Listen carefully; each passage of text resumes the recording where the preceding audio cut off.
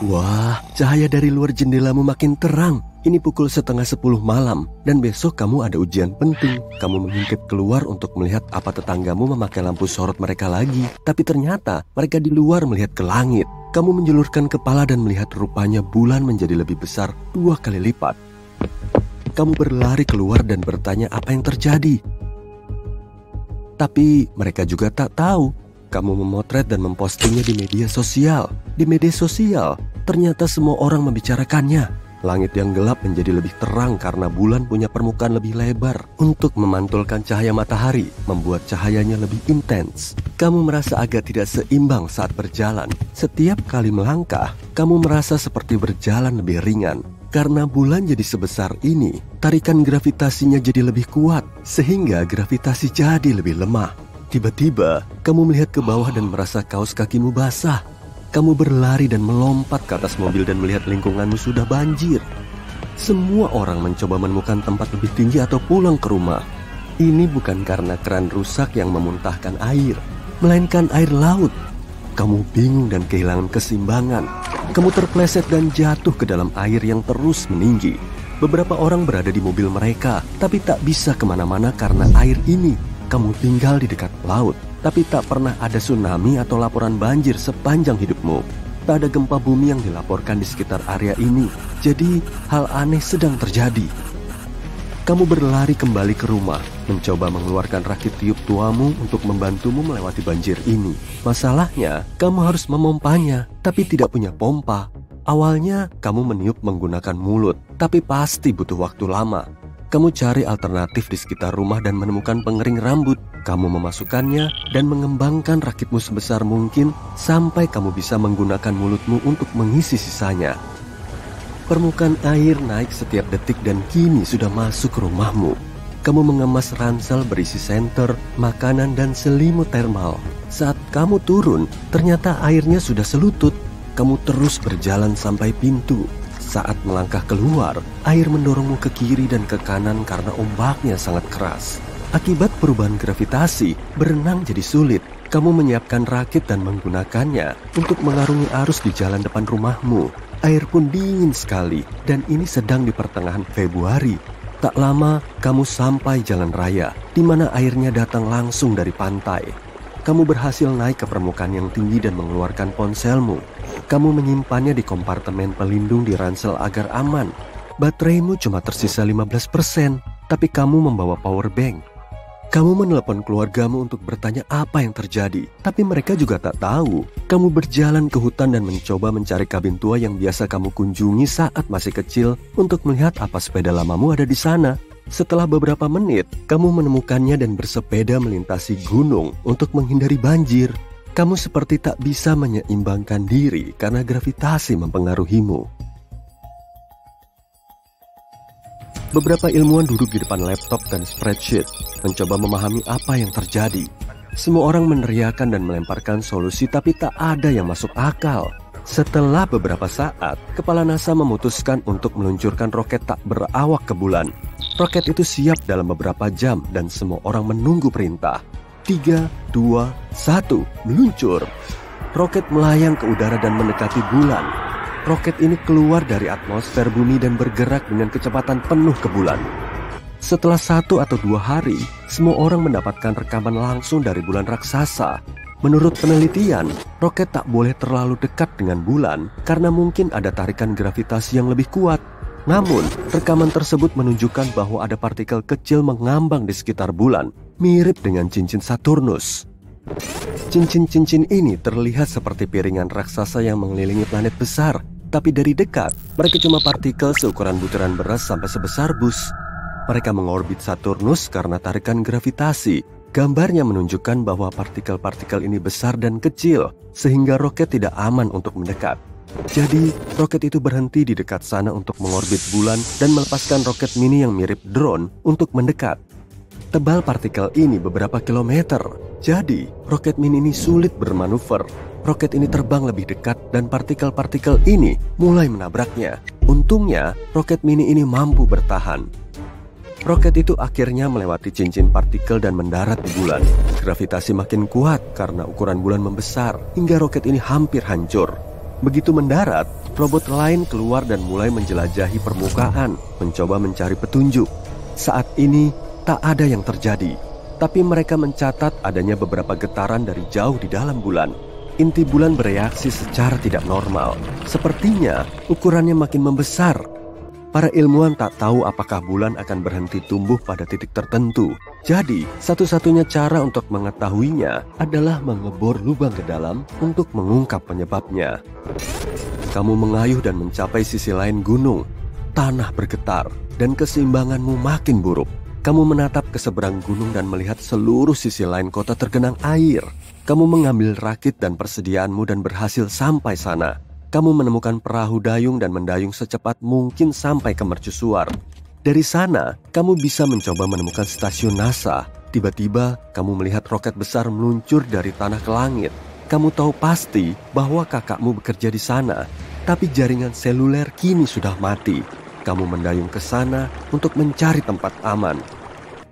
Roket kecil yang mendarat melepaskan bor kecil yang cukup kuat untuk menembus berkilo-kilometer ke pusat. Butuh waktu berhari-hari untuk mencapainya. Jadi, NASA sudah meluncurkan roket lain untuk terbang dan membawa bor lebih besar. Masalahnya, bulan makin besar. Jadi, partikel di sekitar bulan juga semakin banyak. Bulan mencapai ukuran bumi, makin besar dari menit ke menit. Banjir bisa sampai ke beberapa kota pesisir, dan banyak pulau mikro bisa terendam. Jadi semua ini perlu dicegah. Gravitasi bisa memengaruhi struktur sebagian besar bangunan, menyebabkannya runtuh satu persatu. Tapi robot kecil itu tak akan membiarkannya terjadi. Jadi, robot itu terus mengebor untuk mencari tahu apa yang terjadi pada bulan. Beberapa batu tampak makin panas saat menggali lebih dalam. Ini bisa menjadi tanda bahwa bulan mengembang dan pada akhirnya bisa meledak. Para ilmuwan di NASA bingung dan tak tahu harus apa. Ilmuwan utamanya, yang adalah kakakmu, menelponmu, tapi tak kunjung tersambung. Sementara itu, kamu masih mendayung mencoba sampai ke NASA. Dalam perjalanan, kamu kembali ke pegunungan agar tetap di tanah kering. Saat kamu kembali ke kabin tua, kamu melihat beberapa pria aneh mengenakan jas hujan sedang mencarimu. Saat melihatmu, mereka mengejar. Mereka tampak aneh, seolah bukan dari bumi. Bor tadi sudah sampai kedalaman maksimum dan tak bisa turun lagi. Selain itu, transmisi kontrolnya makin lemah. Tiba-tiba, sesuatu muncul entah dari mana dan menyorotkan lampu ke robot. Transmisinya terpotong dan cuma menunjukkan potongan kecil dari sosok raksasa yang menatap robot. Makhluk kecil turun dari sana dan berjalan menuju robot. Semua orang di NASA panik dan merekamnya. Tak ada yang bisa mempercayai apa yang sedang terjadi. Selang beberapa saat, makhluk itu mengirimkan sinyal yang tak bisa diuraikan oleh NASA. Tapi makhluk itu tampak ramah. Di luar masih gelap, hampir jam 2 pagi. Kamu keluar dan melihat ke langit. Bulan purnama tampak terang. Kamu mungkin merasa sudah tahu banyak tentang satelit alami bumi ini. Tapi coba jawab pertanyaan ini. Bagaimana bulan terbentuk? Jawabannya adalah nggak ada yang tahu. Tapi tentu saja ada beberapa teori. Teori paling populer yang disebut teori tuburukan besar menyatakan bulan terbentuk saat terjadi tabrakan antara bumi dan planet lain. Planet ini pasti lebih kecil dari bumi, yaitu seukuran Mars. Tabrakan itu sendiri mungkin terjadi sekitar 4,5 miliar tahun lalu. Teori lain yang disebut teori penangkapan menyatakan bulan dulunya adalah asteroid atau benda lain yang mengembara. Ia terbentuk di tempat lain di tata surya. Ketika melintas di dekat bumi, ia pun terperangkap gravitasi planet kita. Tapi ada satu fakta menarik. Planet kita dan bulan punya kemiripan isotop dan kimia yang luar biasa. Jadi, keduanya pasti memiliki sejarah yang berhubungan, yang berarti bulan gak mungkin terbentuk di tempat lain. Para ahli lain berpendapat bahwa pada suatu titik di masa lalu, bumi berputar sangat cepat sehingga sebagian materinya terlontar. Kemudian, materi tersebut mulai mengorbit planet kita. Begitulah awal mula bulan muncul di langit. Tapi sekali lagi, ada satu masalah. Dalam hal ini, proporsi dan jenis mineral di bulan seharusnya sama dengan di bumi. Tapi nyatanya, ada sedikit perbedaan. Bulan lebih kaya akan materi yang terbentuk sangat cepat pada suhu tinggi. Ada satu teori lagi, dan ini mungkin yang paling gak menarik. Teori ini menyatakan bahwa satelit alami bumi ini bisa saja muncul bersamaan dengan bumi selama proses pembentukannya. Tapi akhir-akhir ini ada pertanyaan lebih serius yang membuat para astronom sibuk. Apakah bulan benar-benar satelit bumi, ataukah keduanya merupakan planet kembar? Bulan sangat besar jika dibandingkan planet kita, yaitu sekitar 1/4 ukuran bumi. Karena itu, sebagian ahli menyebut sistem keplanetan kita sebagai planet kembar. Tapi, seberapa benarkah itu? Kalau ingin mengetahuinya, kita perlu memberikan definisi pada kata planet. Menurut Persatuan Astronomi Internasional, planet adalah benda angkasa yang mengorbit matahari, cukup besar dan berbentuk hampir bulat karena gravitasinya, dan telah membersihkan area di sekitar orbitnya. Lalu bagaimana dengan satelit? Satelit adalah sebuah objek di ruang angkasa yang mengorbit benda langit yang lebih besar. Jika kita ambil contoh sistem bumi bulan, pusat gravitasinya berada di dalam bumi. Itu sebabnya saat ini kita nggak bisa bilang kalau kita hidup di sistem planet kembar. Menurut definisi ini, bulan adalah satelit planet kita. Sekarang, mari kita kembali ke masa lalu. Sekitar 3 atau 4 miliar tahun silam, meskipun bulan bukanlah planet, kemungkinan besar ia memiliki atmosfer yang lengkap. Atmosfer itu terbentuk pada saat letusan gunung berapi dahsyat mengguncang satelit kita. Gas-gas menyebar ke seluruh permukaan bulan. Kejadiannya sangat cepat sehingga gas-gas itu nggak punya cukup waktu untuk lepas keluar angkasa. Pada saat itu, permukaan bulan dipenuhi cekungan-cekungan berisi basal vulkanik. Bayangkan saja gumpalan magma yang sangat besar meluncur tinggi ke udara, jatuh ke tanah, dan menciptakan aliran lava. Begitulah cekungan-cekungan basal muncul di permukaan bulan. Pada suatu titik, para ilmuwan berhasil mendapatkan sampel yang dibawa dari bulan. Mereka mendapati aliran lava di sana nggak hanya mengandung karbon monoksida dan belerang, tapi juga unsur penyusun air. Berkat sampel-sampel ini, para peneliti berhasil menghitung jumlah gas yang melayang dan membentuk atmosfer. Gas tersebut menjadi sangat tebal, sekitar 3,5 miliar tahun lalu dan bertahan selama 70 juta tahun. Setelah itu, atmosfer pun lenyap ke angkasa. Tapi hal paling kerennya, saat bulan masih memiliki atmosfer, satelit ini berada 3-10 kali lebih dekat dari planet kita. Sebuah simulasi komputer bahkan menunjukkan bulan mungkin berada hingga 19 kali lipat lebih dekat dari jaraknya sekarang. Jarak dari bumi ke bulan saat itu sekitar 30.000 km. Sedangkan sekarang satelit kita itu berjarak sekitar 386.000 km. Artinya, bulan tampak jauh lebih besar di langit. Sayangnya, pada saat itu gak ada yang bisa mengagumi pemandangan tersebut, bahkan dinosaurus sekalipun. Sekarang atmosfer bulan hampir nggak ada, dan karena itulah satelit ini nggak bisa melindungi diri dari meteorit. Permukaan bulan dipenuhi kawah. Sebagai perbandingan, ada sekitar 190 kawah tubrukan yang teridentifikasi di planet kita. Sebagian besar kawah itu tersembunyi oleh vegetasi atau tertutup air. Tapi, kalau kita bicara tentang bulan, jumlahnya jauh lebih banyak lagi, yaitu mencapai jutaan. Dan sekitar 5.000 diantaranya memiliki panjang lebih dari 19 km. Karena aktivitas seismik di bulan nggak seaktif di bumi, kawah-kawah dan formasi-formasi purba lainnya tetap dalam kondisi sama selama berabad-abad. Saat kamu melihat bulan, ia adalah objek paling terang di langit malam. Tapi pada kenyataannya, permukaannya gelap karena pantulan satelit alami kita ini hanya sedikit lebih tinggi dibanding aspal. Kamu mungkin tahu kalau tarikan gravitasi bulan menyebabkan pasang surut air laut di bumi, sehingga permukaan laut tampak lebih menonjol di sisi yang paling dekat dan paling jauh dari bulan. Dan bukan hanya itu, bulan juga memperlambat rotasi bumi. Fenomena ini dikenal sebagai pengereman pasang surut.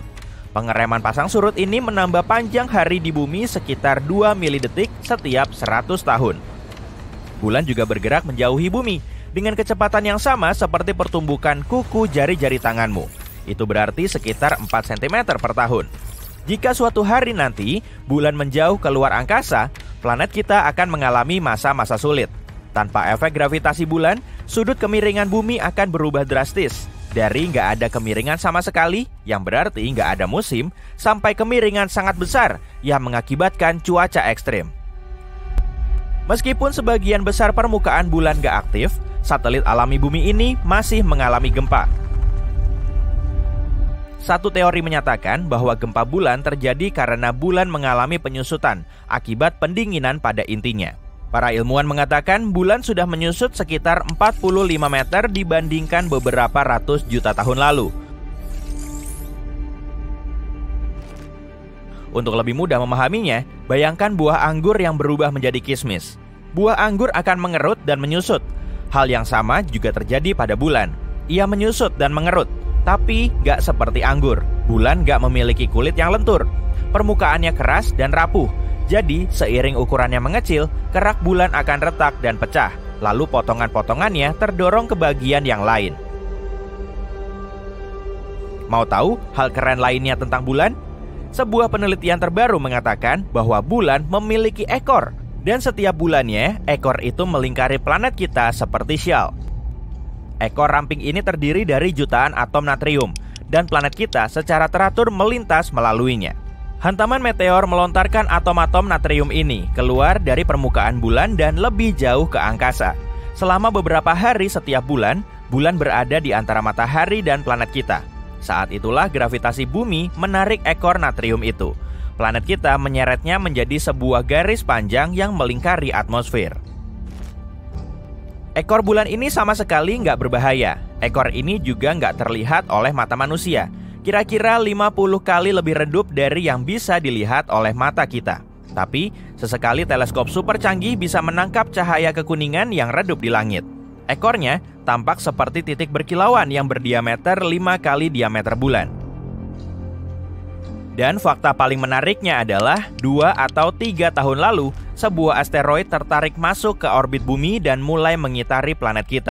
Hey, pengen nyobain salad dari luar angkasa? Nah, di masa depan mungkin bisa loh. Para ilmuwan sudah mengambil tanah dari bulan dan berhasil bercocok tanam menggunakannya. Pada akhir 60-an dan awal 70-an untuk kali pertama dalam sejarah, kita menginjakan kaki di permukaan yang bukan bumi. Dalam beberapa perjalanan ke bulan dengan program Apollo, para astronom membawa pulang batu dan tanah untuk dipelajari. Para peneliti menamai tanah bulan sebagai regolit dan menggunakan benih tanaman tertentu yang namanya mending kamu baca sendiri aja deh. Ini ditemukan di Asia, Eropa, dan sebagian Afrika. Mereka pun cuma berharap tanpa tahu apa yang akan terjadi. Yang mereka tahu tanah bulan terlalu miskin nutrisi untuk menghidupi tanaman. Jadi mereka menciptakan stimulan tanah bulan yang terbuat dari abu vulkanis untuk mengganti tanah bulan asli dan mengerjakannya. Karena butuh 2 eksperimen terpisah, mereka menanam benih di tanah bumi. Ini adalah eksperimen yang terkontrol. Mereka juga menanam benih di tanah bulan sebagai variabelnya. Mereka sangat berhati-hati dan menggunakan 1 gram tanah bulan untuk percobaan. Dan ternyata cuma butuh 2 hari untuk melihat daun hijau kecil dan 6 hari agar daun itu terlihat dengan baik. Namun sayangnya, setelah hari ke-6 tanaman tanah bulan berhenti tumbuh, tanahnya tak bisa menyediakan nutrisi yang cukup supaya tanaman bisa tumbuh subur. Sebaliknya benih di tanah bumi tumbuh subur, tapi bukan cuma sampai di situ. Meski tak terus tumbuh, tanaman tanah bulan bertahan dan dipanen 20 hari kemudian. Sayangnya, salad luar angkasa yang enak belum bisa dibuat dari sana. Para ilmuwan kemudian mempelajari bentuk biologis tanaman tadi dan menemukan tanaman bulan tumbuh di bawah banyak tekanan, seolah tumbuh di lingkungan yang keras dibandingkan yang tumbuh di tanah bumi. Meski begitu, penelitian itu sukses besar dan itu adalah langkah pertama dalam menanam makanan di tanah yang bukan dari bumi. NASA merencanakan misi pendaratan bulan baru pada 2024, namun karena sejumlah masalah, misi itu diundur ke tahun 2026. Ini akan menjadi kali pertama seseorang menginjakan kaki di bulan sejak Apollo 17 pada tahun 1972. Misi pendaratan di bulan berikutnya memungkinkan kita mengumpulkan lebih banyak sampel tanah bulan untuk bereksperimen dengan tanaman lain dan melihat tanaman apa yang bisa hidup lebih lama. Tanah bulan dalam keadaan aslinya jauh dari kualitas tanah yang ada di bumi. Tapi kita bisa mencari cara untuk mengurangi tekanan yang harus dialami tanaman yang tumbuh di sana. Dengan begitu, tanaman mungkin bisa berkembang seperti saat berada di kondisi alami yang pas. Mungkin ada bahan lain di bulan yang bisa membantu tanaman tumbuh sehat. Misi ini akan masuk dalam program Artemis. SpaceX-nya Elon Musk sudah ditugaskan untuk membangun kendaraan pendaratan bulan. Awalnya mereka akan meluncurkan uji terbang yang berlangsung selama 3 minggu dan mengirim astronot untuk mendarat di kutub selatan bulan. Karena bagian itu tak tersentuh sinar matahari, para ilmuwan yakin ada kawah air es di sana yang bisa dipakai untuk membuat bahan bakar roket. Biaya ekspedisi bulan di masa depan akan lebih ringan karena bahan bakar tak perlu diimpor dari bumi. Selain tanaman yang berpotensi tumbuh di tanah bulan, dengan menggunakan air beku dari kawah sebagai bahan bakar, akan menjadi cara lain agar bulan mandiri untuk eksplorasi ruang angkasa. Mars akan menjadi salah satu tempat tersulit untuk ditempati jika kita melihat bagaimana bumi menopang kehidupan. Tapi para ilmuwan yakin dengan teknik dan kondisi kehidupan yang tepat, Mars berpotensi menjadi rumah baru kita. Planet merah ini punya gaya gravitasi yang sangat mirip dengan bumi, jadi membangun gedung dengan infrastruktur yang baik tak akan sulit. Jam biologis kita juga tak akan terlalu terpengaruh karena sehari di Mars sekitar 40 menit lebih lama dibanding di bumi. Elon Musk berencana mengirimkan robot untuk menguji kondisi di Mars sebelum manusia menginjakan kaki di sana. Robot-robot ini adalah humanoid yang meniru cara orang berjalan dan bergerak. Mereka harus dibangun sedemikian rupa untuk menguji pengaruh kondisi di Mars terhadap kita secara fisiologis. Robot-robot ini juga bisa mulai membangun gedung untuk tempat tinggal dan tempat kerja manusia. Kita harus sangat maju dalam inovasi pertanian kita untuk bercocok tanam di lingkungan tak bersahabat. Meski disebut planet merah, Mars sebenarnya dingin, jadi kita harus membangun struktur mirip kubah raksasa untuk menampung populasi manusia. Bangunan ini harus cukup mandiri agar tak bergantung pada sumber daya alam bumi. Kubah-kubah ini akan melindungi kita dari badai pasir dan suhu dingin. Misi ke Mars mungkin tak akan terjadi dalam waktu dekat, tapi saat ini kita bisa mengambil langkah pertama. Karena sudah tahu kita bisa menggunakan tanah bulan untuk menumbuhkan sesuatu, langkah selanjutnya adalah memahami lebih banyak tentang prosesnya. Kita tak akan tinggal di bulan dalam waktu dekat, jadi kita bisa menggunakan penelitian tanah bulan untuk membantu kita memecahkan masalah di bumi. Negara-negara seperti India mengadaptasi pertanian pintar yang menggunakan robot untuk mempercepat prosesnya. Beberapa robot dirancang untuk menyemai, memanen, menyiram, dan lainnya. Pabrikan robot sangat diminati saat ini.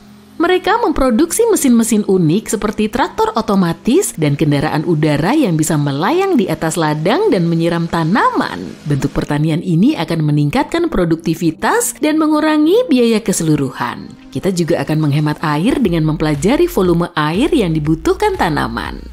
Cara bertani yang keren dan inovatif adalah pertanian vertikal yang bisa dilakukan di kota-kota padat penduduk. Kamu bisa menggunakan gudang atau bangunan terbengkalai. Cara ini mendaur ulang air yang digunakan di bagian atas pertanian vertikal yang lalu menetes ke tingkat lebih rendah dan kemudian digunakan lagi. Para petani menumpuk tanaman di alas vertikal agar air mudah menetes. Mereka juga menggunakan cahaya alami dan buatan. Pertanian ini biasanya tak butuh tanah, sebaliknya akar tanaman tetap berada dalam larutan kaya nutrisi yang terus dipantau. Metode ini hemat biaya dan memasok tanaman dengan jumlah nutrisi yang memang mereka butuhkan. Peternakan vertikal lainnya menggunakan kolam berisi ikan di bawahnya. Ikan ini menghasilkan limbah yang sangat kaya nutrisi, tanaman bisa menggunakannya sebagai makanan. Pertanian vertikal makin populer dan akan segera menggantikan pertanian tradisional. Pertanian vertikal memungkinkan petani menanam hampir 10 kali lipat dibanding lahan biasa. Semua karena mereka memanfaatkan ruang di atas dan di bawah, dan kamu tak perlu mencemaskan hama di tanah yang mencuri hasil panenmu. Kamu cuma perlu memperhatikan yang terbang. Pertanian dalam ruangan menjadi sangat populer. Tanaman yang tumbuh di luar ruangan selalu menghadapi bahaya alam yang bisa merusaknya. Namun dengan pertanian dalam ruangan, kita tidak harus bergantung pada musim untuk menanam. Pertanian dalam ruangan bisa meniru kondisi semua iklim dan kita bisa memiliki buah atau sayuran apapun di musim apapun. Ada juga perubahan genom untuk membuat semua tanaman tumbuh sebaik mungkin dan membantu mengeliminasi benih yang buruk. Kita tidak perlu membuang bertonton tanaman yang tak layak konsumsi. Tanaman juga bisa punya nutrisi tambahan dan menjadi lebih sehat. Semua metode ini barulah beberapa langkah pertama sebelum kita memulai pertanian luar angkasa di planet dengan lingkungan yang tak ramah. Bercocok tanam di luar angkasa bukanlah hal baru. Stasiun Luar Angkasa Internasional punya serangkaian taman khusus untuk menanam sayuran dan para ilmuwan sedang mempelajari cara bercocok tanam dalam gravitasi nol yang bisa menyediakan makanan segar bagi para astronaut. Mereka menggunakan lampu LED di atas tanaman untuk mempercepat pertumbuhan dan memasang mekanisme penyiraman yang tepat. Ini mungkin berguna untuk sejumlah astronaut di Stasiun Luar Angkasa Internasional, tapi bagaimana jika kita bepergian melintasi galaksi untuk menghuni planet baru? Kita harus membuat ruang besar khusus untuk pertanian dalam ruangan. Di sisi lain, teknologi kemungkinan besar akan meningkat pesat pada saat itu, sehingga kita tidak membutuhkan sayuran dan buah-buahan lagi. Mungkin ada makanan alternatif enak lainnya? Tapi, hey, aku lebih tertarik sama salad luar angkasa tadi. Ada sambal nggak?